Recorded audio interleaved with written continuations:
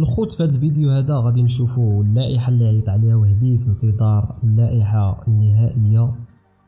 وفي هذا الفيديو هذا غادي نركزوا على الهجوم. هجوم المنتخب المغربي في هذه المره هذه فيه العجب.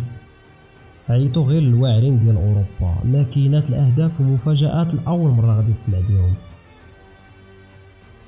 الباركور والتنقيط ديال هاد المهاجمين هاد السيزون هادي غادي يصدمكم. دير لايك وما تنساش تشاركوا معنا الاراء ديالكم في الفيديو، ويلا نحللوا هاد القرطاس كامل ديال اللاعبين واحد بواحد. نبداو بماكينة الاهداف. ايوب الكعبي، هاد السيد داير سيزون خياليه، سجل اكثر من 25 هدف هاد العام، والتنقيط ديالو ديما طالع في الطوب، ما كيرحمش قدام الشبكه، والسيد ناضي في الضربات الرأسية. استدعاء مستحق مليار في المية، وهو الركيزة الأولى في الهجوم حاليا. ندوزو للساحر سفيان بوفال، الجمهور كيموت عليه وعلى المراوغات ديالو. هاد السيزون دوز واحد الفترة صعيبة والإصابات، ولكن فاش كيكون بوفال في التيران راه الصراحة كتكون المتعة مضمونة.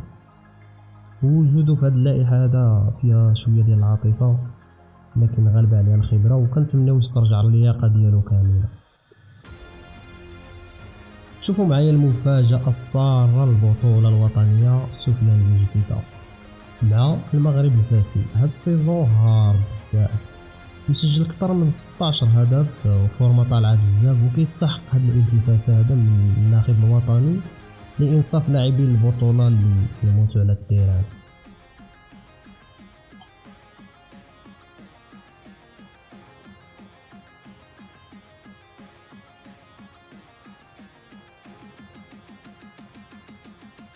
وين هدف في جميع المسابقات مع الفريق ديالو، لاعب حركي وذكي بزاف، وجاي باش يثبت راسو كبديل مستقبلي في خط الهجوم.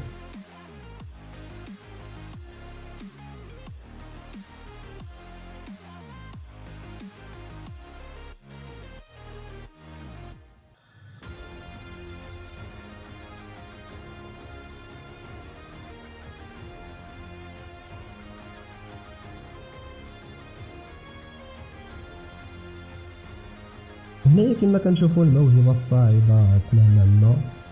جناح ايمن ناضي كيلعب في انجلترا مع واتفورد. هاد السيزون مسجل 4 ديال الاهداف، والتنقيط ديالو في موقع فوت موب طالع ب6.97.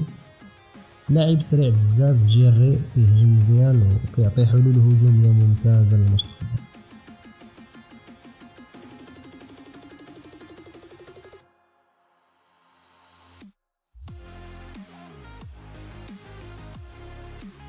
هنايا عندنا ريان بونيدا، الموهبه اللي كاع المغاربه متبعينها ملي كان صغير.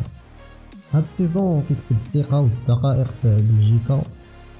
لاعب كيمتاز بمهارات فرديه عاليه كيف ما كتشوفوا، والجمهور باغي يشوفوا شنو غادي يدير ملي تعطاتو الفرصه مع المنتخب الكبير.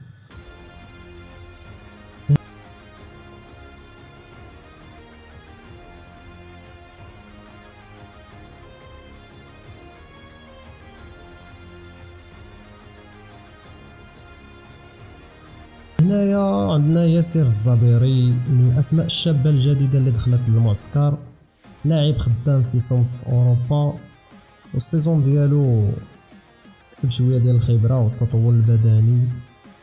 مزيان نشوفو بحال هاد الوجوه الشابه اللي دخل دماء جديده، تبارك الله عليه لاعب، خصوصا كيعجبني في التمركز ديالو.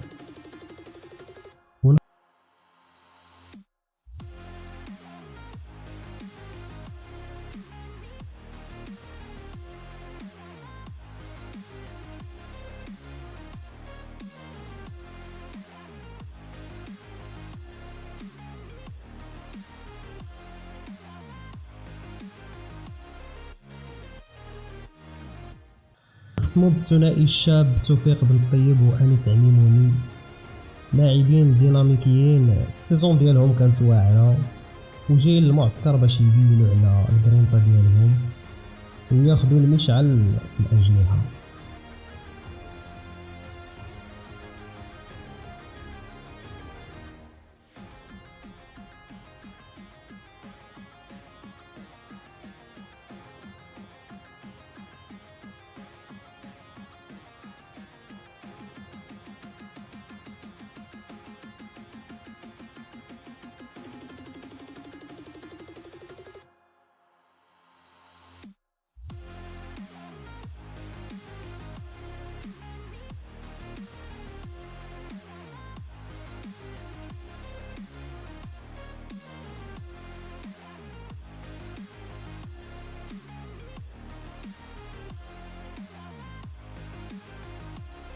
وانتم شاركوني الاراء ديالكم، شكون الاسماء اللي تبغيو تشوفوهم في اللائحه النهائيه، وشكون الاسماء اللي مازال خصهم يخدموا، وشكون الاسماء اللي تعيطوا غير بالعاطفه في نظركم.